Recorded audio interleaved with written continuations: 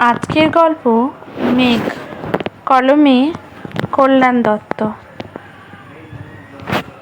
শিবু এই বৈশাখের গরমে বড় রাস্তায় উবু হয়ে বাবলা গাছের তলায় বসেছিল। খালি গা, পরনে গামছা। শীত বাদে এটাই শিবুর পোশাক। রাস্তার দিকে মুখ করে বসে আছে। শিবুর পিছনে মাইল দেড়েক আলপথ দূরে শিবুর গা। সূর্য মাথার ওপর ছুঁই ছুঁই। বাবলা গাছের ছায়ায় আরাম নেই। আশেপাশে কোনো গাছও নেই যে শিবু তার তলায় বসবে। ভোর থেকেই বসে আছে। সকাল সকাল 3টে বাস বাদুর বোঝাই করে চলে গেছে। সব আলাদা আলাদা পার্টির বাস। কলকাতায় যাবে সবাই। ওখানে মিছিল হবে। ভোর আসছে। শিবুকেও ডেকেছিল সবাই। শিবু যাবো করে যায়নি, কিন্তু ভোরে এসে অবধি রাস্তায় বসে আছে। কাজ তো এখন নেই, বেশ কিছুদিন ধরে নেই, সামনের মাসেও থাকবে না। গরমে এই 2 মাস মুনিশদের কাজ থাকে না। মাঠঘাট শুকনো, ক্ষেতের মাটি ফাটল ধরা শুরু করেছে।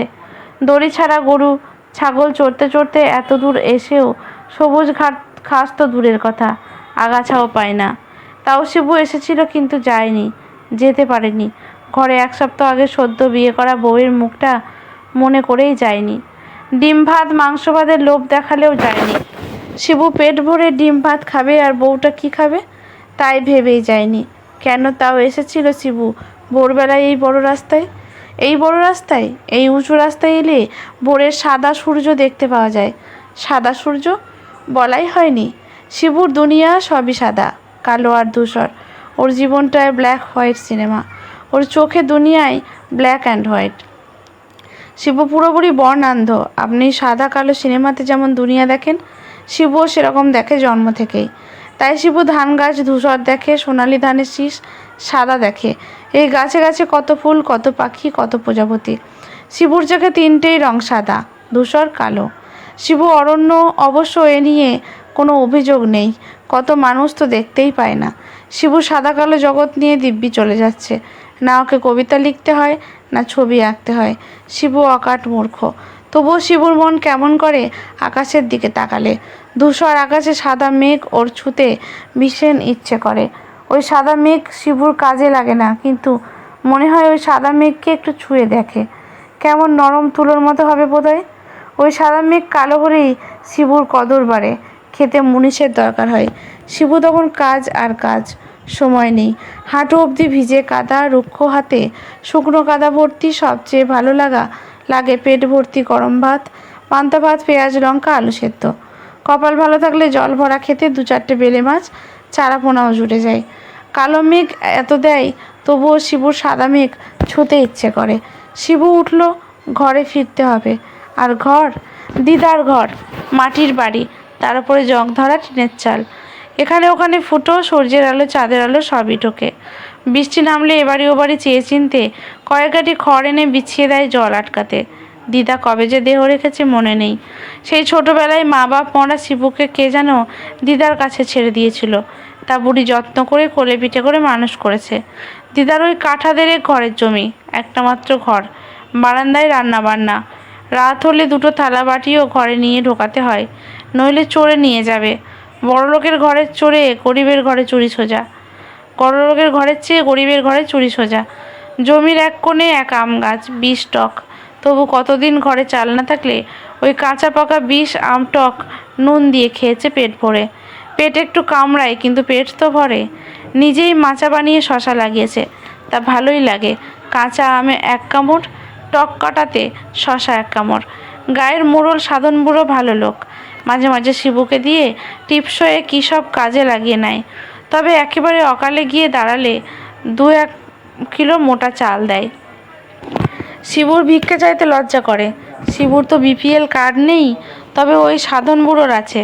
সাধন বুড়োর ছেলে নতুন বাইক নিয়ে গায়ের রাস্তা দিয়ে ধুলো উড়িয়ে ফেরে। পেছনে বোড়ায় ধান ভরা চাল। গোসেদের BPL আছে, 50 বিঘে জমিও আছে।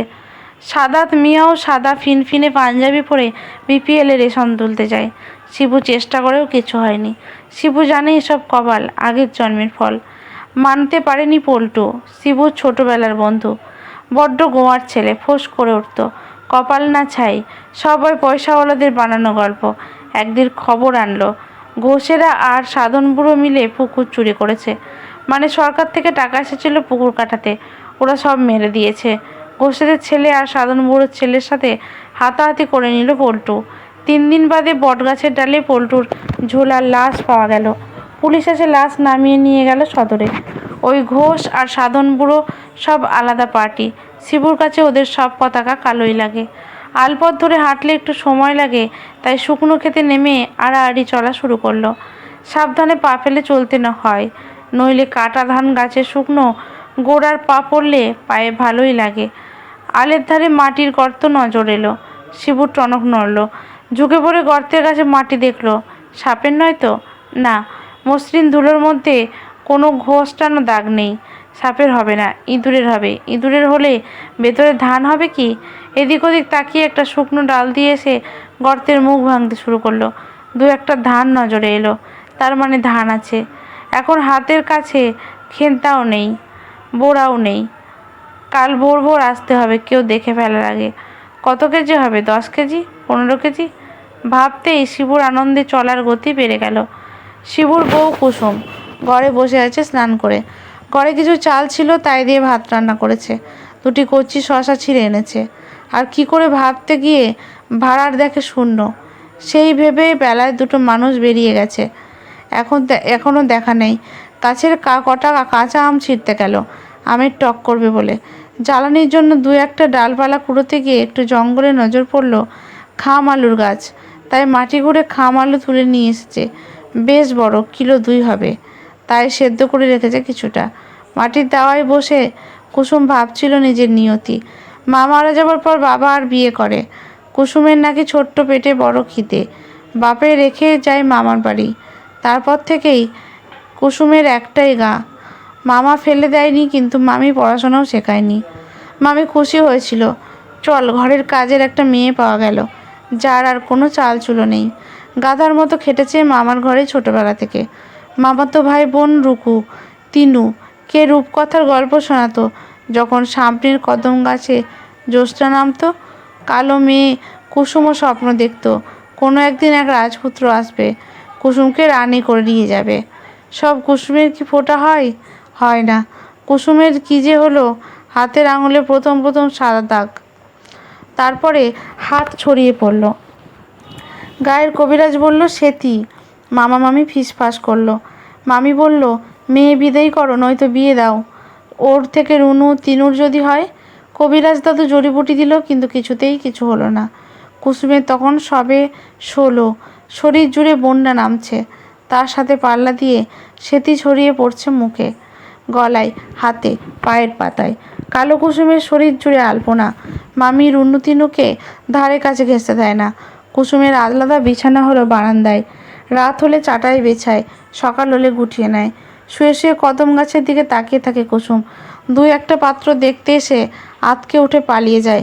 কদম গাছের দিকে তাকিয়ে কুসুম আকুতি করে মনে মনে, কেষ্ট ঠাকুর, আমাকে পুরোপুরি রাধা বানিয়ে দাও।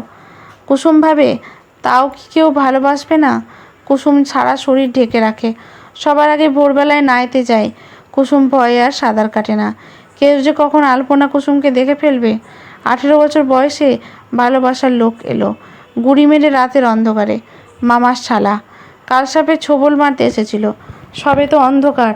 অজগরের মতো কুসুমের শরীর পেঁচিয়ে ধরেছে। কুসুমের ঘুম ভেঙে গেল। কুসুম চিৎকার করে উঠল। মামি হ্যারিকেনের বলতে বাড়িয়ে দরজা খুলে বারান্দায় আসতেই অজগর দৌড়ে পালালো। মামি দেখলো, চিনল, কিন্তু কিচ্ছু বলল না। 2 দিন বাদেই মামা শিবুকে এনে দাঁড় করিয়ে দিল কুসুমের সামনে। শিবুকে বলল, এই দেখ তোর পাত্রী, এর সঙ্গেই তোর 2 দিন বাদে বিয়ে দেব। শিবুকে কুসুম চিনত। গায়ের ছেলে, সরু দড়ি পাকানোর মতো চেহারা, মোষের মতো খাটতে পারে। মামার জমিতে অনেকবার মুনিশ খেটেছে। শেষে কুসুমের কপালে এই ছিল। কুসুম জেনেই গেছিল মামির বাড়ি অন্য আর বেশি দিন নেই। কোথাও যে কোনো অজগর কাপটি মেরে বসে আছে। শিবু হাত জোর করে মামাকে বলল, কর্তা, আমার এই এক টুকরো ভিটে ছাড়া আর কিছু নেই। না আছে আমার 7 কুলে কেউ। যা জোগাড় হয় আমার নিজেরই পেট ভরে না। আমি করব বিয়ে? কর্তা জানেন তো আমার চোখের সমস্যা। আমি যে কোনো রং দেখতে পাই না, খালি সাদা কালো দেখি। কর্তা আমাকে দিয়ে এত পাপ করাবেন না। এত সুন্দর পরীর মতো মেয়ে বিয়ে করলে আমার ধর্মে সইবে না। কুসুমের কোথায় যেন লাগলো পরীর মতো সুন্দর মেয়ে। শিবু একবারও মাথা তুলে তাকায়নি। কুসুম ভাবছিল এটা আবার কীরকম। শিবু সব সাদা কালো দেখে। এই সবুজ ঘাস, কুসুম, কদম ফুল, জলের শালুক সব সাদা কালো। এই যে এতদিন কুসুমকে গায়ের রাস্তায় শিবু কখনো দেখেছে তো সাদা কালোই দেখেছে। শিবু যে এ কেমন জগৎ! সাদা কালোর আলোয় আজ কুসুম শিবুর কাছে সুন্দর পরি। কুসুমের খুব মায়া হচ্ছে শিবুর জন্য। মামা বলল, চিন্তা করছিস কেন? আমি তো আছি এই গায়েই, সুখ দুঃখে পাশেই থাকবো। মা মরা মেয়েটাকে দূরে পাঠাতে মন চায় না। কুসুম মনে মনে বলল, মিথ্যুক মিথ্যুক। শিবু মাথা গোজা করে দাঁড়িয়ে থাকলো। আমার বিয়ে করার পয়সা নেই, বিয়ে দেওয়ার লোক নেই। মামি এসে শিবুর হাত ধরে টেনে বারান্দার চেয়ারে বসিয়ে শিবুর হাতে কাঁসার রেকাবিতে দুটো মুড়ির মোয়া দিল। হাতের কাছে এক গ্লাস জল বাড়িয়ে দিল। যে শিবু কোনোদিন লোকের বারান্দায় বসেনি, চেয়ারে বসতে কেমন লাগে যেন। মামারা উঠোনে কাজ শেষ হলে উবু হয়ে হাঁটু মুড়ে বসে থাকতো। আজ সে এই সমাদরে বড্ড জবুথবু হয়ে গেল। কুসুমের মনে হলো শিবু ওর পায়ের পাতার দিকে তাকিয়ে আছে। কুসুম শাড়ির তলায় পা লুকাবার চেষ্টা করলো। শিবু অবশেষে রাজি হলো। আপনারা যা ভালো বোঝেন করেন কর্তা। বিয়ের আজ 7 দিন হয়েছে। শিবু দিদার থালাটা বোরাস মধ্যে চৌকির তলায় ঢুকিয়ে রেখেছিল। কুসুম সেটা তেঁতুল দিয়ে ঘষে মেজে চকচকে করে এনেছে। শিবু কুসুমকে কিছুই দেখতে পায়নি। দিদার থালাটায় কুসুমের হাতে তুলে দিয়েছিল। মুখে কিছুই বলতে পারেনি, কিন্তু কুসুমের বুঝতেও অসুবিধা হয়নি। কুসুমের মামা শিবুকে একটা বিয়েতে ধুতি পাঞ্জাবি দিয়েছে। শিবু পরে জবুথবু হয়েছিল। মামি গোটা 3 ছাপা সুতির শাড়ি দিয়েছে। কোনো লোক খায়নি বিয়েতে। বিয়ের লাল শাড়ি পরে কুসুম ভেবে চলেছে শিবু কি এটাকে সাদা না কালো দেখে। তাতেই মামি 2-4 বার শুনিয়েছে। অনেক টাকা খরচা হয়ে গেল। কুসুম মুখ অন্ধকার করে শুনছে আর ভাবছে, যাক, এবার নিজের সংসার হলো, কেউ খোঁটা দেবার নেই। শিবু কোনোদিন কোনো মেয়ের সাথে কথা বলেনি। শিবু জানে না মেয়েদের সাথে কি কথা বলতে হয়। বিয়ের শেষে শিবুকে কুড়তে গায়ের 2 বড্ড বরণ করে নিয়ে ঘরে তুলে দিয়ে গেছে। গরিবের কি ফুলসজ্জা হয়? টিনের ছাদে দিনরাত তেতে থাকে। ঘরে টেকা যায় না। একটাই ছোট চৌকি, তাতে কি দুজনে শোয়া যায়? শিবু ছেঁড়া মাদর নিয়ে চলে যায় মাটির বারান্দায়। সেখানেই অগরে ঘুমিয়ে পড়ে। কুসুম সারা শরীরে শাড়ি জড়িয়ে টিনের চালার ওম নিতে নিতে চৌকিতে শুয়ে ভাবে, শিবু কি আজ রাতে অজগর হয়ে আসবে? কুসুমের ঘুম হয় না। বাইরে ঝিঝি ডাকে, প্যাঁচা ডাকে। দিনের বেলায় কুসুম চেষ্টা করে শরীরের আলপনা ঢেকে রাখতে। মাঝে মাঝে পিঠের উপরে শাড়ি সরে যায়। খেতে বসে কুসুম দেখে শিবুর চোখের পাতা পড়ছে না। শিবু তাকিয়ে রয়েছে কুসুমের মুখের দিকে, গলার দিকে। কুসুম ভাবে শিবুর জন্য বড় লাল সিঁথির রং কি শিবু সাদা দেখে না কালো দেখে? শিবু চোখ দিঘির মতো। না, তাতে কোনো লাভ নেই। কোনো অজগর দেখতে পায় না কুসুম। তবে কি শিবু কুসুমের সেদিকে ভয় পায়, ঘেন্না করে? কুসুম তাড়াতাড়ি শাড়ি দিয়ে শরীর ঢেকে নেয়। লম্বা ঘোমটা টানে। শিবু লম্বা শ্বাস ফেলে। এই 7 দিনে কুসুম বুঝে গেছে রাত ঘন হলেও শিবু ঘরে আসবে না। আজ বড্ড গরম। কুসুম ব্লাউজ খুলে ফেলল। একটু শান্তি। শাড়ি গায়ে জড়িয়ে কুসুম ঘুমোবার চেষ্টা করলো। না, ঘুম আসছে না। সারা শরীর ঘামে ভিজে যাচ্ছে। কুসুম চৌকি থেকে নেমে এলো। ঘরের দরজা খুলতেই পূর্ণিমার জ্যোৎস্না কুসুমের পায়ের কাছে লুটিয়ে পড়ল। ফিরে শুয়ে আছে, অঘরে ঘুমোচ্ছে। পা টিপে টিপে কুসুম বাইরে এলো। বাইরে ঠান্ডা বাতাস বইছে। জ্যোৎস্নায় জোনাকিরা উড়ে বেড়াচ্ছে। মাথার ওপরে লাল চাঁদ। শিবুর পাশে এসে কুসুম বসলো। শিবুর কালো শরীরে একটা গামছা ছাড়া কিছু নেই। কুসুম সারা শরীর ঢেকে শিবুকে উল্টো দিকে মুখ করে পাশ ফিরে শুয়ে পড়ল। আর 7 দিন বাদে ঘুম আসছে। মনে হচ্ছে যেন মা পাশে শুয়ে আছে, মাথায় হাত বুলিয়ে দিচ্ছে। শিবুর ঘুম ভাঙলো পাশ ফিরতে গিয়ে। পাশে কুসুম শুয়ে আছে। কুসুমের পিঠের উপরে চাঁদের আলো। পিঠ থেকে শাড়ি সরে গেছে। শিবু দেখছে ঘাড় থেকে অনেকটা সাদা মেঘ কালো পিঠের নিচের দিকে নেমে গেছে। এই 7 দিনে কুসুমের শরীরে এই সাদা মেঘে অনেকবার ছুঁতে চেয়েছে, সাহস হয়নি। আজ একবার ছুঁয়ে দেখবে কুসুমের পিঠের ওপর সাদা মেঘ। কুসুম ঘুমোচ্ছে, কুসুম জানতে পারবে কি? শিবু আলতো করে আঙুল দিয়ে কুসুমের পিঠ ছুলো। কি নরম! সাদা মেঘ এরকমই নরম হয়। কত ছোটবেলায় স্বপ্ন আকাশে সাদা মেঘ স্পর্শ করার। আলতো করে শিবু পিঠে হাত রাখলো সাদা মেঘে। কুসুমের শিবুর আঙুলের স্পর্শেই ঘুম ভেঙে গেছিল। হাতের আলতো চাপে শির দ্বারা শিরশির করে উঠল। কুসুম অনেক কষ্টে পাশ না ফিরেই জিজ্ঞেস করলো, কি হলো? কুসুম, জানিস তো আমি রং দেখতে পাই না। আমার ছোটবেলা থেকে শখ সাদা মেঘের গায়ে হাত দেব। ওরা কি নরম হয় তোর মতোই? কুসুম, তুই নিশ্চয়ই আকাশের পরী, তোর সাদা গায়ে কি মেঘ? ভগবান বোধহয় আমাদের কথা শুনতে পেয়েছে, তাই তোকে শরীরে সাদা মেঘ জড়িয়ে পাঠিয়েছে আমার জন্য। কুসুম, তোর সাদা মেঘে একটু হাত রাখবো? কুসুম কেঁপে উঠল। ও শিবুর পরী, ওর গায়ে শিবুই খালি দেখতে পায় সাদা মেঘ। কুসুম চিৎ করে শুয়ে বুকের আঁচল সরিয়ে দিল। শিবু দেখল চাঁদের আলোয় গলা থেকে দুই কালো পাহাড়ের মাঝ দিয়ে ঢালু উপত্যকা বেয়ে নেমেছে সাদা মেঘ। পেট ছুঁই ছুঁই। শিবু অবাক হয়ে তাকিয়ে রইল। কি হলো? মেঘে হাত দেবে না?